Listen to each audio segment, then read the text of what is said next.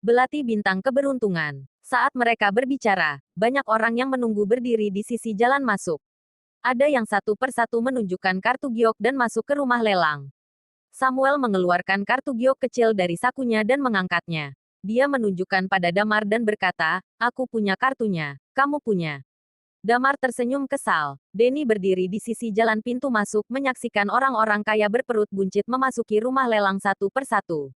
Dia menggertakkan giginya dan berkata, "Lihat saja, cepat atau lambat aku pasti bisa masuk ke dalam." Mendengar hal ini, Damar merasa orang satu ini cukup lucu.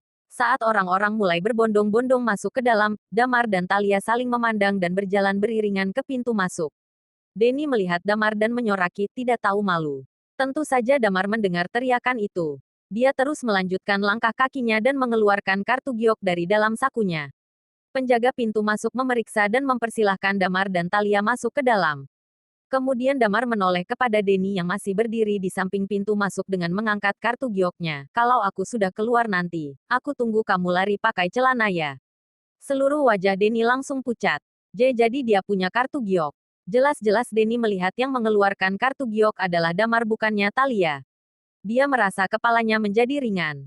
Apa mungkin orang yang dulunya bekerja sebagai bawahannya sudah menjadi bos besar dalam 5 tahun terakhir? Tidak mungkin. Tidak mungkin. Mana mungkin dia jadi bos besar di usia yang semuda itu? Pasti ini berkat perempuan yang ada di sampingnya. Pasti karena latar belakang keluarga si perempuan itu. Tapi, perempuan dari keluarga yang kaya, kenapa bisa jatuh cinta pada Damar yang bukan siapa-siapa? Denny menggelengkan kepalanya yang pening. Dia melihat Damar dan Talia duduk di dalam dengan kesal. Setelah masuk ke rumah lelang, Damar merasa di dalamnya sangat luas. Seharusnya masih sangat luas kalau hanya diisi oleh 40-50 orang. Setiap orang disediakan sofa dan meja yang sangat nyaman. Seperti bioskop premium. Setelah Damar dan Talia duduk di barisan belakang, seseorang tiba-tiba menghampiri mereka dan memeriksa kartu giok yang dipegang Damar. Kemudian memberikan papan kayu kecil bertuliskan 50. Kata Denny tadi, hanya 50 slot yang bisa diisi dalam sekali lelang. Melihat nomor yang mereka terima, sepertinya mereka berada di urutan paling akhir. Tak berapa lama pintu ditutup. Kemudian lampu di podium depan menyala terang. Seorang perempuan cantik mengenakan rok dan blazer hitam berjalan ke podium sambil membawa mikrofon di tangannya. Dia membungkuk memberi hormat kepada para pengunjung yang datang dan berkata, "Acara lelang hari ini telah resmi dibuka. Selanjutnya, kita akan melihat barang pertama." Dengan arahan perempuan itu, seorang anggota staf rumah lelang berjalan ke atas podium sambil membuka kotak yang memiliki panjang sekitar hampir 30 senti. Di dalamnya ada sebuah belati yang terlihat mengkilap, sepertinya sangat tajam. Staf itu mengeluarkan belati yang terbilang cukup panjang itu dari kotaknya. Tidak main-main, staf itu memakai sarung tangan putih agar tidak menggores barang-barang yang akan dilelang. Saat belati itu diangkat ke udara, kilatan cahaya biru terpantul dari permukaannya yang mengkilap. Damar dan Talia saling memandang. Ini adalah belati bintang keberuntungan. Sebagian besar senjata yang digunakan oleh anggota Night Watcher adalah belati kembar. Di dunia bawah tanah, ada tingkatan senjata. Pembelah udara dan belati tak bernama masuk ke dalam tingkatan belati terbaik. Belati pembelah udara berada di urutan ke-7, dan belati tak bernama berada di urutan kedua. Dan belati bintang keberuntungan merupakan salah satu belati yang berada di 10 daftar tersebut. Tidak tanggung-tanggung, bintang keberuntungan berada di peringkat kelima. Damar hanya pernah mendengar nama belati ini, dia tidak tahu siapa pemiliknya. Menurut informasi, belati ini sudah hilang selama hampir 20 tahun. Tidak ada yang tahu di mana keberadaannya. Tanpa diduga, belati ini muncul di rumah lelang. Itu asli, tanya Talia sambil berbisik pada Damar. Damar mengangkat bahunya, "Aku tidak tahu. Aku hanya bisa memeriksanya kalau dari dekat." Di atas podium pertunjukan terus berlanjut. Seorang staf maju ke atas sambil membawa sebuah pipa besi. Staf yang memegang belati itu menghunuskan belati menyentuh pipa itu dengan cepat. Tanpa diduga, pipa besi seukuran lengan lelaki dewasa itu terbelah dengan mudah. Belati itu membelah pipa besi layaknya memotong selembar kertas. "Aku rasa itu asli," kata Damar sambil menahan napas. "Aku ingin belati itu." Talia menelan ludah. Saat perempuan lainnya akan tergiur begitu melihat tas ternama, lain halnya dengan Talia. Hanya senjata yang dapat membuatnya demikian. Talia memiliki belati kembar sendiri, tapi senjatanya tidak terkenal. Jadi saat melihat bintang keberuntungan, matanya seakan lapar dan ingin memiliki belati istimewa itu. Aku akan mendapatkan belati itu, tak peduli berapa harganya. Kata Damar, belati ini pasti akan meningkat kemampuan dan keefektifan pertarungan Talia yang sudah bagus. Senjata macam ini harus didapatkan tidak peduli berapa harganya. Setelah demo mengetes ketajaman belati itu, para pengunjung mulai ribut.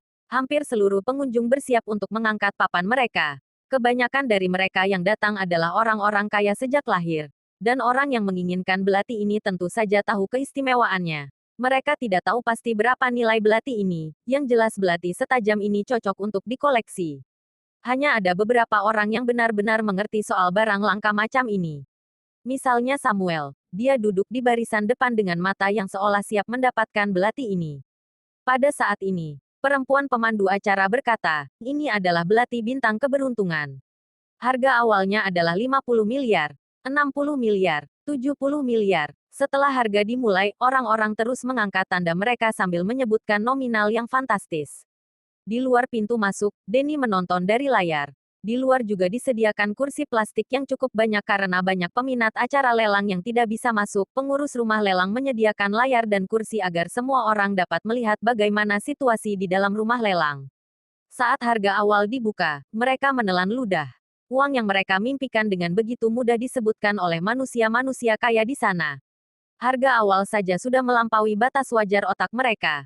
Bahkan seluruh harta milik Denny kalau disatukan tidak akan sampai 50 miliar. Dan harganya semakin tinggi. Setelah 100 miliar, jumlah orang yang mengangkat tanda mereka semakin sedikit. Bagi orang-orang kaya di dalam rumah lelang, belati ini hanya digunakan sebagai barang koleksi saja.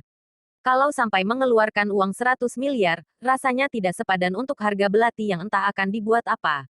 Hanya ada beberapa orang yang masih tidak menyerah dan terus menawar harga tertinggi. 150 miliar, 180 miliar, harga terus naik. Damar dan Talia sedang duduk dengan tenang sambil menunggu satu persatu penawar mulai menyerah. Di rumah lelang itu dihadiri para pejabat tinggi di NJ bahkan penjabat negeri. Bahkan sampai harga menyentuh angka 200 miliar para petinggi ini terlihat masih saling berdiskusi. Wah mereka ini gila ya. Hanya demi belati. Aku tidak paham. Mereka masih terus menawar. Dan tidak ada yang terlihat ingin menyerah. Sinting, Sinting, selama di rumah lelang ini sangat jarang sampai menyentuh angka 500 miliar. Damar menyipitkan matanya. Dia memandang Talia dan berkata, ini sepadan. Mereka yang berani menawar harga tinggi sudah pasti tahu berapa harga nilai barang ini. Dengan kata lain, mereka pasti orang-orang yang tahu soal dunia bawah bahkan mungkin saja mereka salah satu di antaranya. Talia mengangguk lalu bertanya, sekarang harga tertinggi sudah menyentuh 600 miliar. Apa kamu punya uangnya? Damar tersenyum dan berkata, aku akan mendapatkan belati ini untukmu. Pasti. Talia mengangguk. Dia tersenyum dan percaya dengan apa yang dikatakan Damar. 800 miliar. Saat ini, seseorang mengangkat papannya dan menawar harga dengan suara lantang. Di atas panggung, mata orang yang berada di podium dengan memegang palu itu berkata, 800 miliar. Pengunjung nomor 19 menawar harga 800 miliar. Apakah ada penawar yang lebih tinggi? Gila, 800 miliar. Orang-orang yang berada di luar rumah lelang terdengar riuh. 1 triliun. Pada saat ini, Samuel berkata sambil mengangkat dagunya. Pengunjung 29 menawar dengan harga 1 triliun. Rumah lelang seolah bergetar hebat. Mereka tidak menyangka kalau belati ini akan terjual dengan harga 1 triliun. Di tempat lelang, banyak barang berharga bernilai tinggi yang dijual.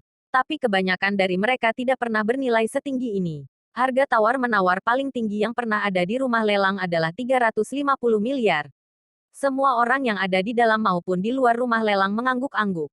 Mereka sudah menduga, Samuel memang bukan hanya sekedar terkenal saja. Tapi dia memiliki nilai yang lebih. Dia bukan hanya seorang terapis saja.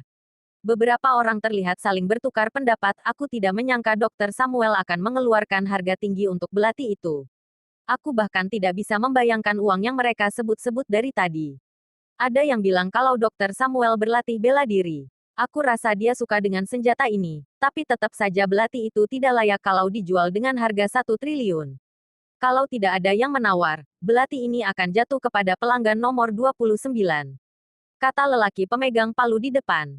Tunggu, tunggu, aku akan telepon dulu.